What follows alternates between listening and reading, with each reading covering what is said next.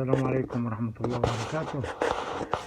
طبعا كشاف الإضاءة بتاع الميكروسكوب بيعدي 500 جنيه، فإحنا عملنا كشاف بطبق زي ما انتوا شايفينه اهو، طبق ستانلس ستيل في منتهى الجمال اللي في الدنيا. هو بيركب في وش الميكروسكوب، يبقى بالشكل ده، والإضاءة بتاعته في منتهى الجمال اللي في الدنيا.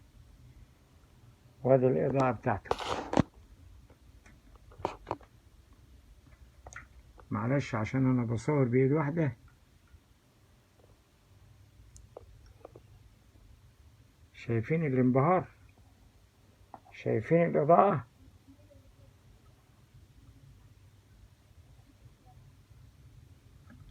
تخلي الدنيا نهار تحت الميكروسكوب.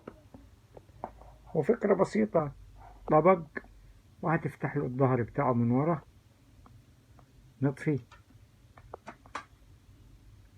وتعمله على كد الدايرة، بحيث انك انت لما تركب العدسة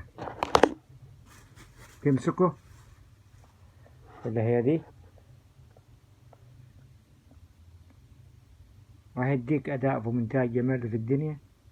ودول اصلا بتوع اللمبات اللي بتتحط في الموتوسيكلات والعربيات، الواحدة ب10 جنيه، قول ب15، يقول الاتنين ب30 جنيه. من تدفع 500 ولا 600 عشان تنور؟ طبعا الموضوع مش كويس، مكلف، واحنا في ايام عايزة التوفير، وها في منتهى الشياكة اللي في الدنيا، كأنه جاي مع الميكروسكوب. يلا، والسلام عليكم ورحمة الله وبركاته. جابر شافع سوهاج، كشاف إضاءة ببلاش، يا حلاوة.